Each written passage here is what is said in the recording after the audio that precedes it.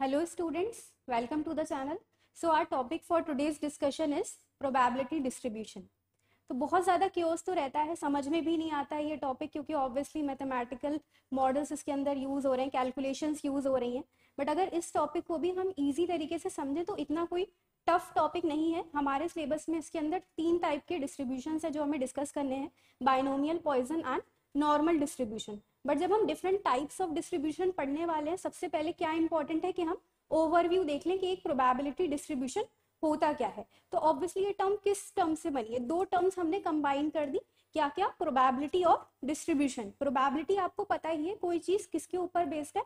Chance के ऊपर based है, यानी वो चीज अगर हो भी सकती है या नहीं भी हो सकती है. सपोज अगर हम एक कॉइन को टॉस कर रहे हैं तो क्या प्रोबेबिलिटी है कि टेल भी आ सकता है और हेड भी आ सकता है. ठीक है, प्रोबेबिलिटी का इक्वल टू सम कितना होता है? 1 के बराबर होती है. ठीक है, यानी अगर हेड की प्रोबेबिलिटी हाफ है तो टेल की प्रोबेबिलिटी भी क्या होगी? हाफ होगी. यानी something which is completely based upon chance, उसी को हम क्या कहते हैं? प्रोबेबिलिटी बोलते हैं. बट यहाँ पे एक और नई टर्म जो इन्वॉल्व हो गई है वो क्या है?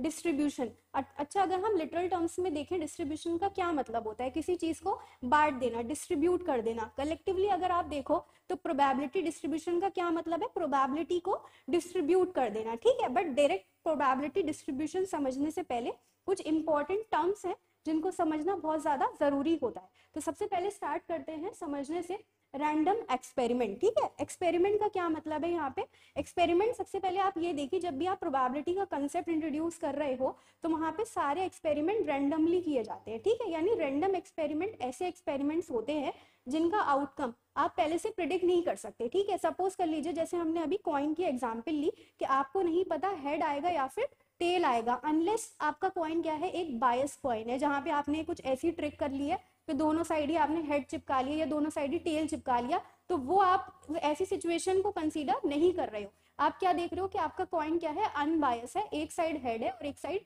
टेल है. ओके, तो वो क्या है? एक रैंडम एक्सपेरिमेंट है. आपको नहीं पता कि टेल आ जाए या फिर हेड आ जाए. 50-50% के चांसेस होते हैं. तो उन्हीं सारे एक्सपेरिमेंट को हम क्या कहते हैं? Random experiment. ठीक है, the outcome depends upon chance. अच्छा, उसी के अंदर एक इंपॉर्टेंट टर्म जो हम यूज करेंगे वो है हमारा रैंडम वेरिएबल. ठीक है, रैंडम वेरिएबल की जो डेफिनेशन है ना, वो रैंडम एक्सपेरिमेंट के जरिए ही आपको पता लग जाती है. ठीक है, रैंडम वेरिएबल जैसे अगर आप x को मान रहे हो, ठीक है, आपका x क्या है? एक रैंडम वेरिएबल है, यानी वो कोई भी चीज के रिलेटेड आप डिनोट कर सकते हो. इसके अंदर क्या कहा जाता है? Random variable is a variable whose value is determined by the outcome of random experiment. Example लेके समझेंगे तो और ज्यादा आपको अच्छे से समझ में आएगा.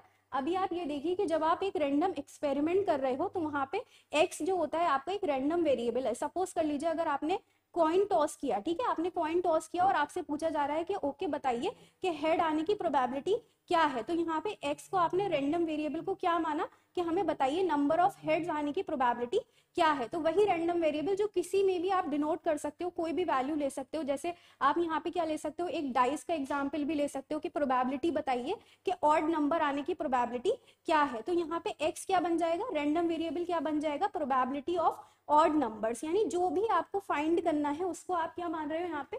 रैंडम वेरिएबल, जो आप x के जरिए डिनोट करोगे. दोनों ही टर्म्स का बहुत इंपॉर्टेंट यूज है in case of probability distribution, इसीलिए इनको समझना बहुत ज्यादा इंपॉर्टेंट है. अच्छा, जब हम रैंडम वेरिएबल के बारे में बात करते हैं तो हमने क्या कहा कि हमारा रैंडम वेरिएबल क्या है? x है. ठीक है, x हमारा रैंडम वेरिएबल है जो दोनों तरीके का हो सकता है. एक होता है डिस्क्रीट और एक होता है कंटिन्यूस. डिस्क्रीट का क्या मतलब होता है कि जहां पे x की जो हमारी वैल्यू होती है वो एक कंप्लीट नंबर होगी. ठीक है, या तो 0 हो गया, 1 हो गया, 2, 3 एंड सो ऑन. ठीक है, बट क्या होगा? एक कंप्लीट नंबर होगा. वहीं अगर हम कंटिन्यूस के बारे में बात करें तो वैल्यू क्या करती है? 0 और 1 के बीच में लाई करती है, यानी 0.2, 0.9 कुछ भी हो सकती है. ठीक है, पॉइंट्स में भी वैल्यूज हो सकती हैं. अब आप ये सोचोगे कि अगर आप डाइस उछाल रहे हो, ठीक है, तो वहां पे क्या है? या तो होगा या तो नहीं होगा, 1 होगा, 2 होगा, 3 होगा. तो ये पॉइंट्स की सिचुएशन कहाँ पे अराइज होगी? तो सपोज कर लीजिए आप किसी इंसान की क्या मेजर कर रहे हो? हाइट्स मेजर कर रहे हो. ठीक है, तो जरूरी तो नहीं है हर किसी का एक एग्जैक्ट नंबर हो, किसी की पॉइंट्स में भी हो सकती है, कुछ सेंटीमीटर्स में निकाल रहे हो तो पॉइंट्स में भी हो सकती है. तो वहां पे एक्स की वैल्यू क्या हो सकती है? पॉइंट्स में भी डिनोट आप कर सकते हो. तो इस तरीके के रैंडम वेरिएबल को आप क्या कहते हो? एक कंटिन्यूअस रैंडम वेरिएबल कहते हो, ठीक है। प्रोबेबिलिटी डिस्ट्रीब्यूशन के अंदर आप क्या करते हो, आप एक एक्स की वैल्यू लेते हो, ठीक है, जो आपको क्वेश्चन देगा कि आपको नंबर ऑफ हेड्स निकालने हैं या आपको नंबर ऑफ इवन नंबर्स कितने हैं, एक जब आपने डाइस थ्रो किया है, या ऑड नंबर्स कितने हैं, तो ये सब आपको क्या देगा, क्वेश्चन बताएगा। वही हमारी क्या होती है, एक्स होती है। उसके रिस्पेक्टिव हम क्या करते हैं, प्रोबेबिलिटीज को कैलकुलेट करते हैं। जैसे अगर नंबर ऑफ हेड्स पूछा जा रहा है तो वो क्या हो गया, हमारा एक्स हो गया। उसके रिस्पेक्टिव हम उसकी प्रोबेबिलिटी कैलकुलेट करते हैं। जैसे हेड की अगर पूछी गई है तो क्या होगी, 1/2। जब उन सबको हम एक कलेक्टिवली एक बॉक्स के अंदर शो कराते हैं, उनको हम थ्योरेटिकली लिस्ट कर देते हैं, किसको, आउटकम्स को, यानी एक्स की वैल्यूज को प्लस उनकी करस्पॉन्डिंग प्रोबेबिलिटीज को, उसी को हम क्या कहते हैं, एक प्रोबेबिलिटी डिस्ट्रीब्यूशन कहते हैं। हो सकता है अभी कंसेप्ट ज्यादा क्लियर ना हो, जब आप क्वेश्चन देखोगे तो और अच्छे से समझ में आएगा। एक एग्जाम्पल देख लेते हैं। देखिए, क्वेश्चन हमेशा कहाँ से स्टार्ट होगा कि एक रैंडम एक्सपेरिमेंट हो रहा होगा, ठीक है। अब अगर आपको नहीं पता होता कि रैंडम एक्सपेरिमेंट क्या है और आप डायरेक्ट क्वेश्चन देखते तो आपको क्लियर ही नहीं हो पाता, बट आपको अब मालूम है कि रैंडम एक्सपेरिमेंट क्या है, जो कंप्लीटली जिसका आउटकम चांस के ऊपर बेस्ड है, ठीक है। आपको नहीं पता कि आंसर या आउटकम क्या आने वाला है। अगर आप प्रिडिक्ट कर लोगे तो प्रोबेबिलिटी कैसे कंसेप्ट वहां पे अप्लाई होगा, ठीक है। प्रिडिक्ट ही नहीं कर सकते आप। तो यहाँ पे हमने एक के बजाय कितने कॉइन टॉस करे हैं, हमने 2 कॉइन टॉस करे हैं, ठीक है। आपको पता होगा एस क्या होता है, सैंपल स्पेस, यानी अगर आप 2 कॉइन्स टॉस कर रहे हो, ठीक है, तो आपके आउटकम्स क्या क्या आ सकते हैं, उनको आप इस तरीके से ब्रैकेट में करके लिख लेते हो। आप जैसे आपने 2 कॉइन्स जब टॉस करे तो हो सकता है दोनों ही कॉइन्स पे क्या आ गया हो, हेड आ गया हो सकता है दोनों ही कॉइन्स पे क्या आ गया हो, टेल आ गया हो सकता है एक पे टेल आया एक पे हेड आ गया, हो सकता है एक पे हेड आया दूसरे पे टेल आ गया, रिवर्स करके। तो इसके अलावा और कोई आउटकम्स आपके नहीं हो सकते, 4 ही आउटकम आपके हो सकते हैं। अब अगर यहाँ पे एक कॉइन के बारे में बात कर रहा होता तो हम एक सिंगल हेड और टेल के बारे में बात करते, ठीक। बट यहाँ पे क्या है, 2 कॉइन्स के बारे में बात हो रही है, इसलिए सैंपल स्पेस यानी जो भी आउटकम्स हैं वो इंक्रीज हो गए हैं, ठीक है। अब यहाँ तक आपको ये बताया गया कि 2 कॉइन्स आपने क्या करे हैं, टॉस करे हैं, वो आपका एक कंप्लीटली रैंडम एक्सपेरिमेंट है। तो अब जब आपने टॉस किया तो आपने उसकी सैंपल स्पेस बना ली कि क्या क्या आउटकम्स आपको मिल सकते हैं। अभी तक आपका एक एग्जाम्पल स्टार्ट हुआ है, अब आपको पता चलेगा कि आपको पूछ क्या रहा है, ठीक है। तो x हमने क्या था, x क्या है, एक रैंडम वेरिएबल है, ठीक है। x का क्या मतलब था, यहाँ पे कोई भी जो आपसे क्वेश्चन पूछ रहा है, जो आपसे निकलवाना चाह रहा है, उसकी वैल्यूज आप कैलकुलेट करोगे कितनी है, और उसके करस्पॉन्डिंग प्रोबेबिलिटीज कैसे निकालोगे, उन दोनों को जब आप लिस्ट कर दोगे, एक बॉक्स बना के शो करोगे, उसी को क्या कहते हैं, प्रोबेबिलिटी डिस्ट्रीब्यूशन कहते हैं। तो इसमें आपसे कहा कि x एक रैंडम वेरिएबल है, और वो रैंडम वेरिएबल क्या डिनोट कर रहा है, नंबर ऑफ हेड्स डिनोट कर रहा है। क्या डिनोट कर रहा है, नंबर ऑफ हेड्स। अब जरूरी नहीं है कि यहाँ पे नंबर ऑफ हेड्स ही हो, आप नंबर ऑफ टेल्स भी आपको दे सकता है, बट आपको क्या देखना है कि ये एक रैंडम वेरिएबल है जो नंबर ऑफ हेड्स भी डिनोट कर सकता है, नंबर ऑफ टेल्स भी डिनोट कर सकता है। अगर डाइस की सिचुएशन है तो इवन नंबर, ऑड नंबर, या जो भी सिचुएशन है किसी को भी अज्यूम कर सकता है कि रैंडम वेरिएबल, बट आपको यहाँ पे नंबर ऑफ हेड्स के बारे में पूछा जा रहा है, ठीक है। अब जब आप 2 कॉइन्स क्या कर रहे हो, टॉस कर रहे हो, ठीक है, तो आपसे पूछा गया कि नंबर ऑफ हेड्स आने की प्रोबेबिलिटी क्या है, ठीक है। तो आप ये देखो कि जब आप 2 कॉइन टॉस कर रहे हो तो क्या क्या सिचुएशन अराइज हो सकती हैं।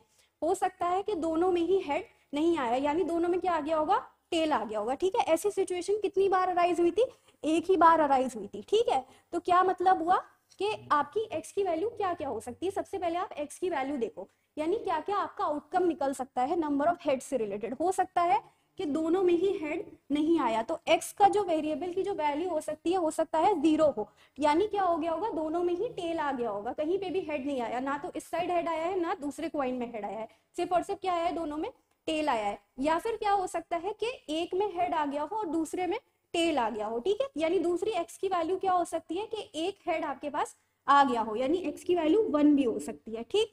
अब दूसरी सिचुएशन एक और क्या अराइज हो सकती है, जो हमने पहले भी देखा था कि दोनों में ही क्या आ गया, हेड आ गया, यानी x की वैल्यू एक और जो हम अज्यूम कर सकते हैं वो क्या है कि दोनों में ही हेड आ गया, तो x की वैल्यू क्या हो सकती है, 2 हो सकती है। अब कुछ लोग सोचेंगे कि यहाँ पे x की वैल्यू 3 क्यों नहीं हो गई, 4 क्यों नहीं हो गई, आगे क्यों नहीं बढ़ गई। तो कॉइन्स ही हमारे पास 2 है, तो 3 या 4 में हम कैसे पहुंच जाएंगे, 2 ही तो हमारी मैक्सिमम वैल्यू रहेगी, तीसरा कॉइन तो हमारे पास है ही नहीं। अब 3 या 4 की वैल्यू होती, 3 या 4 कॉइन्स होते, तब वहां पे x की वैल्यू और बढ़ती रहती। अब यहाँ पे तो सिर्फ 3, यहाँ पे सिर्फ 3 सिचुएशन अराइज हो सकती है, या तो हेड बिल्कुल नहीं आया, हेड क्या हो गया, 0 हो गया, या फिर एक हेड आ गया, ठीक है, या फिर 2 हेड आ गए।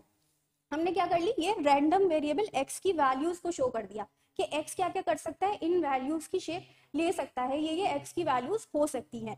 सिर्फ अभी तक यहाँ क्या करा है, सिर्फ और सिर्फ क्वेश्चन के हिसाब से अपनी एक पोर्शन ऑफ टेबल को कंप्लीट किया है, ठीक है। अब ये पी एक्स का क्या मतलब है, ये पी का मतलब होता है प्रोबेबिलिटी ऑफ एक्स, यानी ये जो एक्स है इनकी प्रोबेबिलिटीज, इनकी रिस्पेक्टिव प्रोबेबिलिटीज हमें कैलकुलेट करनी होती है। ये आप कैसे कैलकुलेट करते हो, सिंपली अपनी सैंपल स्पेस जो आपने बनाई है उसके जरिए आप जो प्रोबेबिलिटी का कंसेप्ट है कि आपके फेवरेबल आउटकम्स अपॉन टोटल जो आउटकम्स है उसके बेसिस पे इनकी रिस्पेक्टिव प्रोबेबिलिटीज कैलकुलेट कर सकते हो, ठीक है। इसीलिए सबसे पहले एक्स को कैलकुलेट करते हैं, एक्स की वैल्यूज निकालते हैं, क्योंकि इन्हीं के बेसिस पे हम प्रोबेबिलिटीज निकालेंगे। ओके, नाउ पहली वैल्यू क्या थी कि ऐसी सिचुएशन जहां पे नंबर ऑफ हेड्स कितने हैं, 0 है, यानी एक्स की वैल्यू क्या है, 0।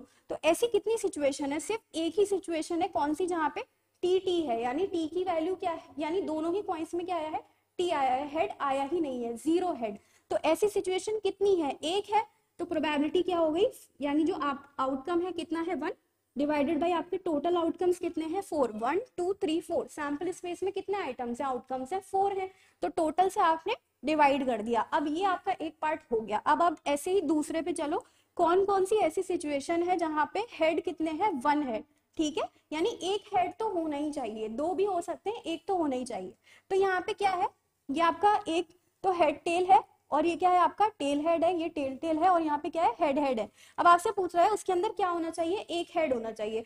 तो एक हेड कहाँ पे, आपके दो जगह पर आपका एक हेड अराइज हो रहा है, तो आपकी टोटल क्या हो जाएगी, वो 2/4 हो जाएगी, ठीक है। कैसे निकाला आपने, देखा कि कहाँ कहाँ पर आपके हेड एक है, ठीक है।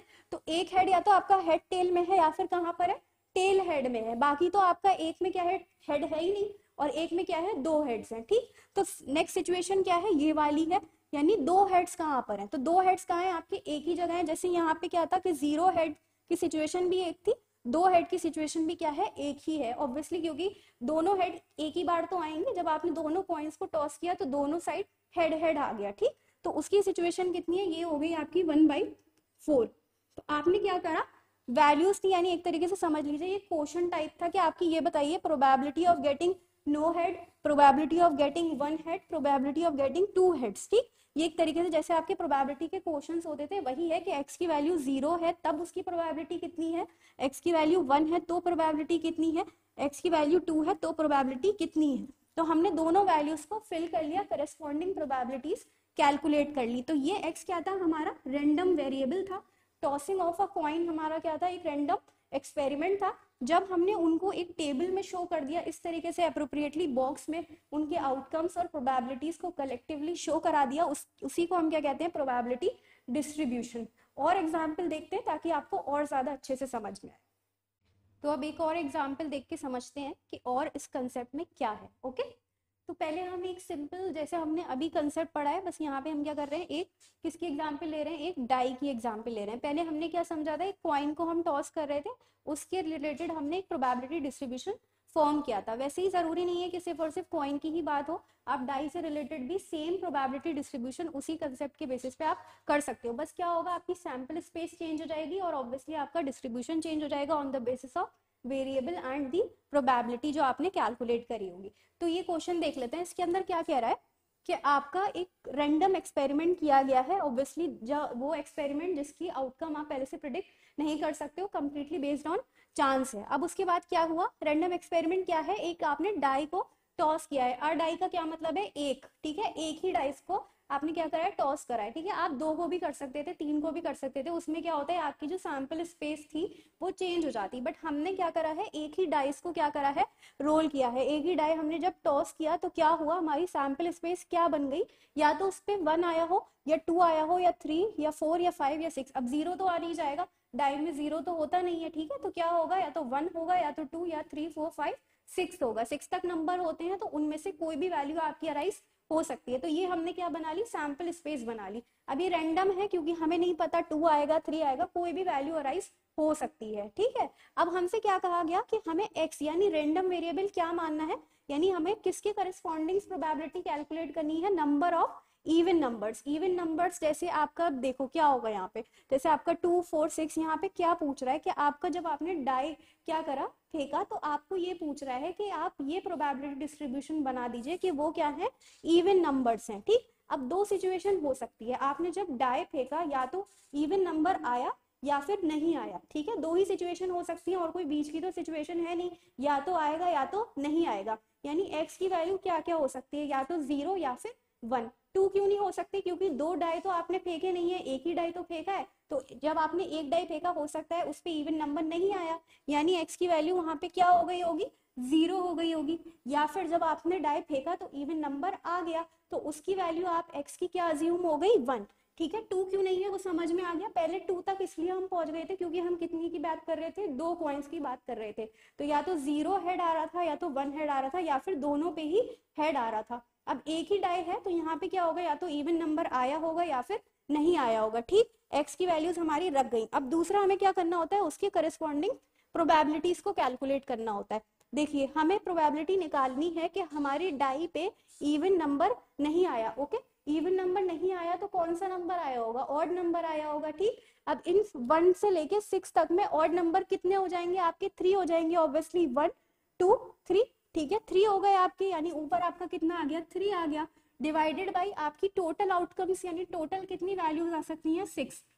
ठीक है, यानी इवन नंबर नहीं आया उसकी प्रोबेबिलिटी क्या है, 3/6। ठीक है, इवन नंबर आया उसकी प्रोबेबिलिटी आप कैलकुलेट कर लो। तो इवन नंबर्स यहाँ पे कितने हैं, 1 2 एंड 3। ठीक है, सेम है क्योंकि 6 है तो इक्वली रहेगा।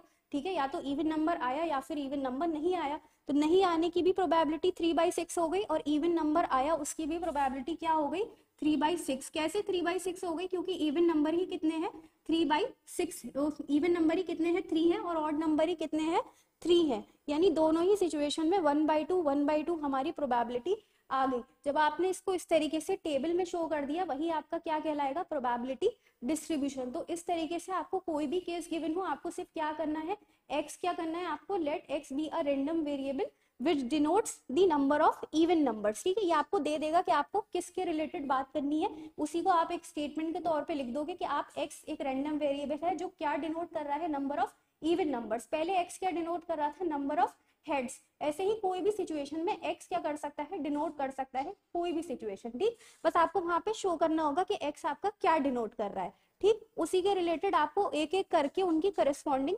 प्रोबेबिलिटीज निकालनी है। करस्पॉन्डिंग प्रोबेबिलिटीज निकालने के बाद उनको एक टेबल में शो कर देना है, वही आपका एक प्रोबेबिलिटी डिस्ट्रीब्यूशन कहलाएगा। यानी लिस्टिंग हो गई आपकी किसकी, आउटकम्स की और उनकी प्रोबेबिलिटीज की। ठीक, अब जब हमने यहाँ तक कंसेप्ट समझ लिया तो इसके अंदर एक और चीज जो आपकी इंक्लूड रहती है वो ये है कि आपको पहले तो ये कह देगा, ओके एक सिचुएशन दे दी, आपको प्रोबेबिलिटी डिस्ट्रीब्यूशन बनाना है। ठीक है, आप प्रोबेबिलिटी डिस्ट्रीब्यूशन फॉर्म कीजिए। उसके बाद आपके पास क्या हो सकता है, उन प्रोबेबिलिटी डिस्ट्रीब्यूशन का आप मीन भी निकाल सकते हो, वेरिएंस भी निकाल सकते हो और स्टैंडर्ड डेविएशन भी निकाल सकते हो। तो वो वाला पोर्शन अभी हम इसके बाद करेंगे। पहले यहीं तक जो हम अब तक करते आए उतना काम हमें करना होता है। ठीक है, तो यहाँ तक पहले हम समझते हैं हमें क्या कहा है। सेम चीज, रैंडम एक्सपेरिमेंट परफॉर्म हो रहा है, 2 कॉइन्स हमने टॉस किए हैं, जैसे हमने पहले किया था वैसे ही कर रहे हैं। बट यहाँ पे क्या है, एक्स क्या डिनोट कर रहा है, नंबर ऑफ टेल्स। हमने देखा था कि जरूरी नहीं है एक्स सिर्फ और सिर्फ हेड को ही डिनोट करेगा, टेल्स को भी कर सकता है।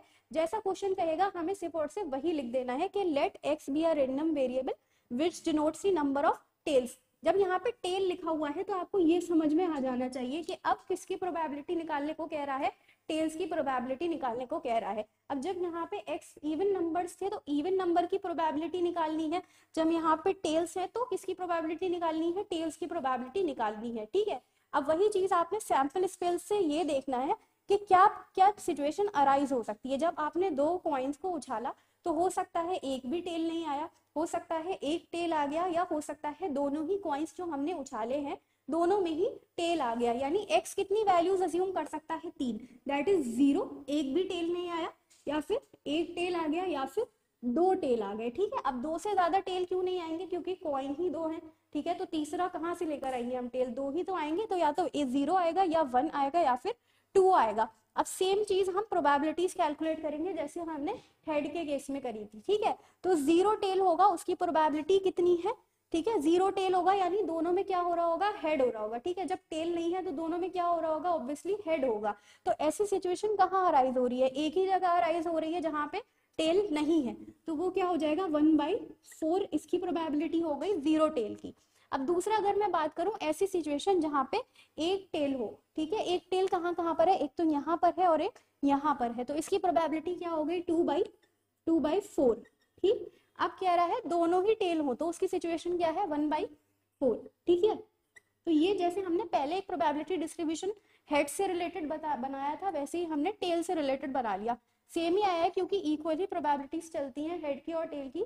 अगर एक कॉइन आप उछाल रहे हो तो 1/2 हेड और टेल की प्रोबेबिलिटी रहती है। उसी तरह से आपने क्या कर लिया, प्रोबेबिलिटी डिस्ट्रीब्यूशन फॉर्म कर लिया। डिफरेंस क्या था कि यहाँ पे हमें प्रोबेबिलिटी ऑफ टेल्स बोला गया था, और दूसरी चीज जो नया कंसेप्ट इसके अंदर इंट्रोड्यूस हो रहा है वो ये है कि आपको इन प्रोबेबिलिटी डिस्ट्रीब्यूशन के जरिए इस प्रोबेबिलिटी डिस्ट्रीब्यूशन को देखते क्या करना है, मीन निकालना है। मीन को हम जब सिंबल बनाते हैं तो म्यू के जरिए रिप्रेजेंट करते हैं। उसके बाद हमें वेरिएंस कैलकुलेट करना है, और उसके बाद स्टैंडर्ड डेविएशन भी हमसे पूछा जा सकता है। ठीक है, तो सबसे पहले अगर हम मीन की बारे में बात करें तो इस प्रोबेबिलिटी डिस्ट्रीब्यूशन से रिलेटेड मीन कैसे निकलेगा, अब इसको देखने की कोई जरूरत नहीं है, इतना काम आपका खत्म हो गया, वो यहीं तक डेटा का यूज होना था। मेन चीज अब यहाँ से स्टार्ट करेंगे उन सॉल्यूशंस के लिए, अब इतने को कंसीडर करना है। ठीक है, तो मीन आप निकालोगे कैसे, समीशन पी एक्स। ठीक है, पी एक्स क्या है, एक्स क्या है, ये क्या है हमारी P x probabilities of x. ठीक है, जो हमने एक्स वैल्यूज अज्यूम करी थी उनकी करस्पॉन्डिंग प्रोबेबिलिटीज। ठीक है, तो हमें क्या करना है, इन दोनों को मल्टीप्लाई करते चलना है और उनके बीच में क्या करना है, सम करना है। देखो समीशन पी एक्स यहाँ पे ऐसे निकलता है, आप 0 इंटू 1/4 करते हो, प्लस दूसरा x और उसकी px को मल्टीप्लाई करते हो, प्लस तीसरा जो x है और उसकी px को मल्टीप्लाई करते हो। जब आप सबको ऐड कर दोगे आपस में तो आपका क्या निकल के आ जाएगा, मीन निकल के आ जाएगा। ठीक है, कैलकुलेट कर लेते हैं। मीन का सिंबल हमने आपको बता दिया क्या था, म्यू। ठीक है, फर्स्ट वैल्यू हमें क्या कैलकुलेट करनी है, मीन की वैल्यू कैलकुलेट करनी है। सिंबल से शो कर दीजिए क्या होता है इसका सिंबल, म्यू। ठीक है, तो मीन का फॉर्मूला हमारा क्या था, समीशन पी एक्स, यानी हमने देखा था इनकी करस्पॉन्डिंग प्रोबेबिलिटी से एक्स को मल्टीप्लाई करते जाएंगे और ऐड कर देंगे, तो जो वैल्यू आएगी हमारी क्या आएगी, मीन। तो हमारी जो पहली वैल्यू थी वो थी 0। ठीक है, 0 इंटू पी एक्स, उसके करस्पॉन्डिंग कितना था, 1/4, प्लस दूसरी वैल्यू कितनी थी 1, उसकी करस्पॉन्डिंग प्रोबेबिलिटी कितनी थी 2/4, प्लस x कितना था 2, उसकी करस्पॉन्डिंग प्रोबेबिलिटी 1/4। ठीक है, 2 इंटू 1/4। अब जब आप इसको सॉल्व कर लोगे तो ये तो कैंसिल आउट हो गया, 0 हो गया। ठीक है, जब आप इसको कैलकुलेट करोगे 2/2 इक्वल टू 1 आ गई इसकी वैल्यू, किसकी, मीन की। यानी एक पोर्शन हमारा कंप्लीट हो गया, मीन आपने कैलकुलेट कर लिया। कैसे किया, corresponding x into P x plus वापस सेकेंड जो है x into P x plus x into P x. ठीक है, अब नेक्स्ट चीज हमारी आ जाती है इसके अंदर, वेरिएंस। ठीक है, वेरिएंस आप इसके अंदर कैलकुलेट कर लोगे। वेरिएंस का फॉर्मूला क्या है, summation x square P minus mean जो आपने ऊपर कैलकुलेट करा है उसी का स्क्वायर। तो मीन हमारा 1 आया था, 1 का ही स्क्वायर करेंगे, ऑब्वियसली 1 ही हो जाएगा। ठीक है, एक्स का स्क्वायर करते चल रहा है, यानी वैसे ही मल्टीप्लाई करके ऐड करना है, बट एक्स का यहाँ पे क्या हो जाएगा, स्क्वायर हो जाएगा। ठीक है, तो 0 का स्क्वायर करेंगे तो वो तो वही रहेगा, इंटू 1/4 का कुछ नहीं करना, पी एक्स में तो कुछ नहीं करना, ऐसे ही लिखना है, तो 1/4 एज इट इज आ गया। उसके बाद वापस क्या करना है, एक्स का स्क्वायर करना है, 1 का स्क्वायर कितना हो जाएगा, 1 ही रहेगा। ठीक है, 1 इंटू उसकी करस्पॉन्डिंग प्रोबेबिलिटी कितनी है 2/4, तो इसको 2/4 को एज इट इज लिख लेंगे, प्लस करेंगे वापस से x का स्क्वायर। अब यहाँ पे जब x का स्क्वायर करेंगे तो कितनी हो जाएगी, 2 का स्क्वायर, यानी यहाँ पे कितना आ जाएगा 4। ठीक है, 4 इंटू इसकी करस्पॉन्डिंग प्रोबेबिलिटी कितनी है 1/4। ठीक है, अब आप इसको क्या कर लोगे, सॉल्व कर लोगे, वही सेम चीज है, ये तो पूरा 0 हो गया। ठीक है, ये हो गया 1/2।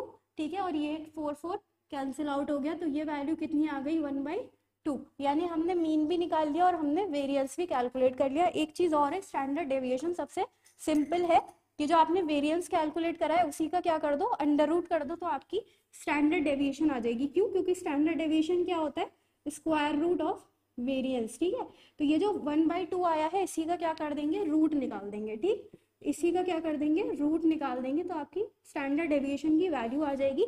जब आप कैलकुलेटर से इसको चेक कर लेना, इसकी वैल्यू आएगी 0.707।